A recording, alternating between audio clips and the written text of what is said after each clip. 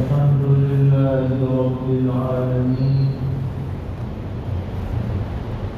أشهد أن لا إله إلا الله وحده لا شريك له، وأشهد أن سيدنا ومولانا محمدا عبده ورسوله،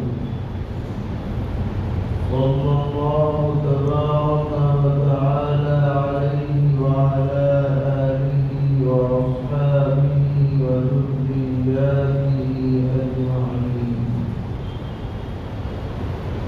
أما بعد، فعن فضالة بن عبيد رضي الله تعالى عنه قال: سمعت رسول الله صلى الله تعالى عليه وسلم يقول: طوبى لمن هدي إلى الإسلام وكان عيشه كفافا وقنعا، أو كما قال عليه الصلاة والسلام.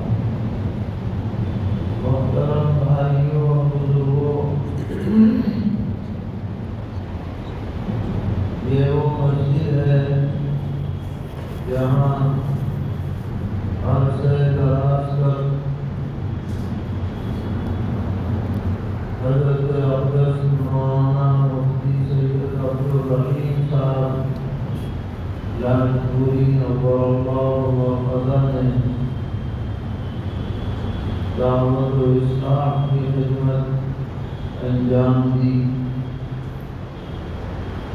اور ان کے بعد حضرت مولانا مفتی محمد عارف عثمانی صاحب نور اللہ مرحبا ان کی جانشینی کا حق ادا فرماتے رہے، اور الحمدللہ آج بھی اسی خانوادے کے چشم و چراغ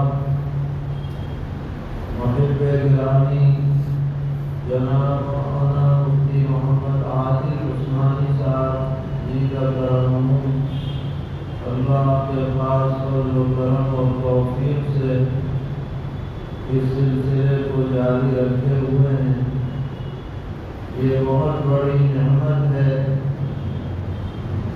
کہ ایسے مخلص علماء ہمیں مل جائیں ہماری رہنمائی کے لیے۔ اس کی قدر کرنی چاہیے اور ان سے اپنا ربط و ضبط قائم رکھنا چاہیے۔ اصل آپ کے رہبر یہی مقامی علماء کرام ہیں جو 24 گھنٹے آپ کے درمیان رہتے ہیں، آپ کی ضرورتوں سے واقف ہیں، آپ ان سے واقف ہیں، وہ آپ سے واقف ہیں۔ اس لیے ان کی باتوں پر دھیان دینا چاہیے اور ان کی ہدایات کی روشنی میں اپنی زندگی گزارنی چاہیے۔ بہرحال دین کی بات جب بھی سنی اور سنائی جائے، اور جو بھی سنائے وہ نفع سے خالی نہیں ہوتی، اس کا ضرور کچھ نہ کچھ فائدہ اللہ تعالیٰ ظاہر فرماتے ہیں۔ آج نہیں تو کل، کل نہیں تو پرسوں۔ سرور عالم صلی اللہ علیہ وسلم نے مختلف مواقع پر بہت ہی قیمتی گراں-قدر ارشادات امت کے سامنے پیش فرمائے ہیں، جو صحابہ کرام رضی اللہ تعالی عنہم نے نقل فرما کر پوری امت پر بڑا احسان فرمایا۔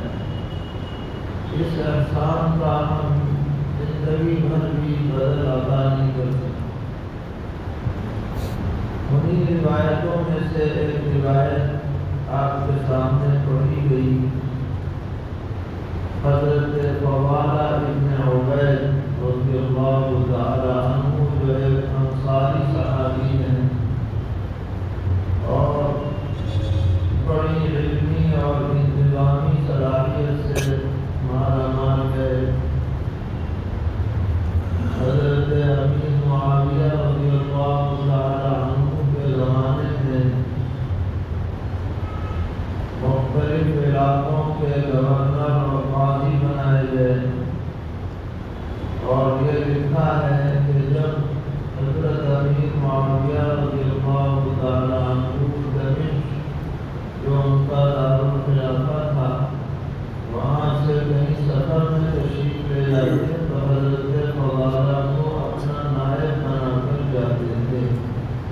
اس سے ان کی اہمیت کا اندازہ لگایا جا سکتا ہے۔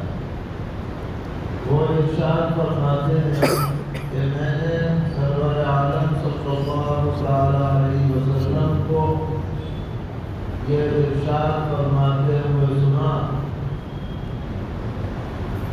کہ آپ فرما رہے تھے طوبیٰ لمن ہدی الی الاسلام۔ طوبیٰ اس کے 3 مطلب بیان کیے گئے۔ پہلا مطلب یہ ہے کہ طوبیٰ جنت کا نام، مطلب یہ ہے کہ اس شخص کو جنت کی بشارت ہے جسے اسلام کی دولت عطا ہوئی۔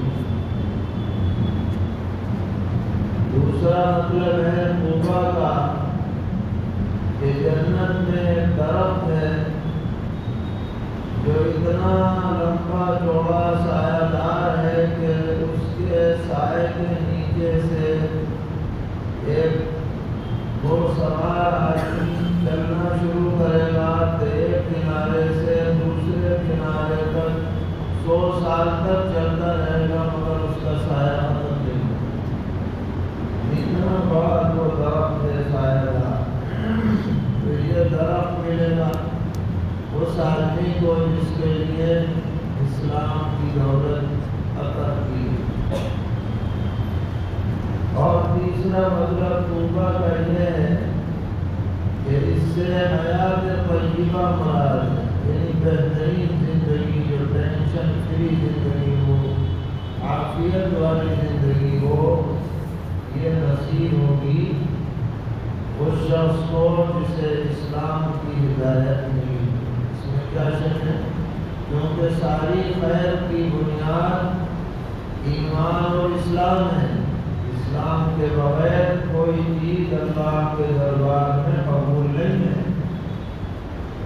بہت آدمی اچھے سے اچھا کام دنیا میں کر لے، دان دریا کر لے، عبادات کر لے، کچھ بھی کر لے، لیکن دولت اسلام اگر اس کے پاس نہیں ہے تو سب سے بڑا کوئی فائدہ اسے نہیں ہے۔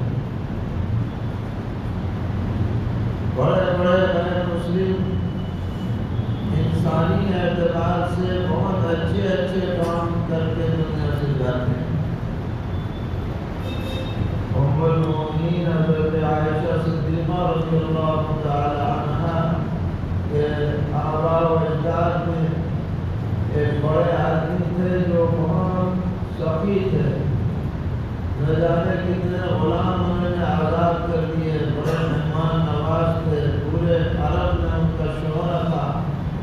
تو انہوں نے پوچھا پیغمبر علیہ السلام سے کہ وہ بھی جنت میں جائیں گے یا نہیں، اور انہوں نے کبھی کلمہ نہیں کیسے کہیں، چاہے پوری دنیا میں اس کی نیکیوں کا شہرہ ہو مگر اسلام اگر نہیں ہے تو کچھ نہیں۔ اسلام بنیاد، طوبیٰ لمن ہدی الی الاسلام۔ جس کو اسلام کی دولت مل گئی، اس سے بڑی کوئی دولت کائنات میں نہیں ہو سکتی۔ پھر آپ نے فرمایا وَكَانَ عَيْشُهُ كَفَافًا، کہ اس کو دنیا کے اندر روزی برابر سرابر عطا کی گئی، نہ اتنی کم ہو کہ ہاتھ پھیلانا پڑے، نہ اتنی زیادہ ہو کہ سنبھالنا مشکل ہو، بلکہ کام چلتا رہے۔ کان عیشہ کفافا، یہ آدمی سب سے بہترین ہے دنیا کی زندگی کے اعتبار سے۔ یہ نہ تو ذلت کی زندگی ہے کہ دوسروں کا محتاج ہو، اور نہ سرکشی کی زندگی ہے کہ زیادہ پیسہ آ جائے تو ادھر ادھر کی سوچتی ہے آدمی کو، بلکہ ضرورتیں پوری ہوتی رہیں، کام چلتا رہے۔ یہ سب سے بہترین زندگی کان عیشہ کفافا۔ ہر آدمی یہ چاہتا ہے کہ میری اولاد خوشحال ہے، بتائیے چاہتا ہے یا نہیں چاہتا؟ اور پیغمبر علیہ السلام بھی اپنی اولاد و ذریت کے لیے اچھا ہی چاہتے ہیں۔ اگر خوشحالی کا مطلب یہ ہوتا کہ خوب مال و دولت ملے، خوب جائیدادیں ملیں، خوب بلڈنگیں ملیں، تو حضرت دعا کر کے چلے جاتے کہ میری اولاد کو کروڑ پتی بنا کے رکھ۔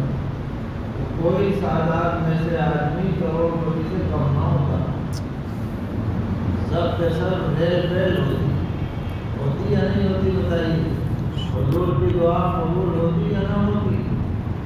مگر قربان جائیے، آپ نے کیا دعا فرمائی؟ اللہم اجعل رزق آل محمد قوتا۔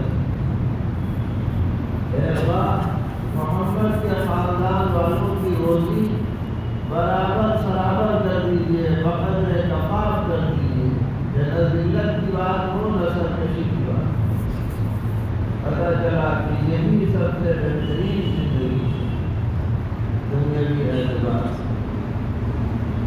پھر تیسری بات آپ نے فرمائی وقنع، کہ آدمی کو جو بھی روزی ملے اس پر وہ اکتفا کرے، قناعت کرے، زیادہ کا فارغ نہ رہے، 99 کے پیر میں نہ رہے، ورنہ اس کی کوئی حد نہیں۔ مثل مشہور ہے، قناعت سچی راحت ہے۔ اگر قناعت نہ ہو تو کروڑ پتی بھی فقیر ہے، اور قناعت مل جائے تو فقیر بھی غنی ہے۔ مزے کرے نا، قناعت ہے، ہم تو روٹی سوکھی میں بھی خوش ہیں، بس کوئی ٹینشن نہیں، اور زیادہ مل جائے تو اور آگے بڑھو، اور آگے بڑھو، ٹاپر ہو جاؤ، نمبر 1 ہو جاؤ، 10 ٹاپر میں میرا نام آ جائے، نمبر 1 پہ آ جائے، اسی اس میں لگا رہے گا۔ اس سے بڑا فقیر کون ہو سکتا ہے؟ اس کے دماغ میں ٹینشن ہو۔ سبحان اللہ، کیا بات حضور نے فرمائی وقنع، جو بھی اللہ نے مقرر کر دیا عافیت کے ساتھ اس پر خوش رہے، شکر گزار، تو انشاءاللہ طوبیٰ، اس کے لیے بشارت، جنت کی بشارت ہے، بہترین زندگی کی بشارت ہے، عافیت کی بشارت ہے۔ اللہ تعالی ہم سب کو اس کا مستحق بنائے اور ہر طرح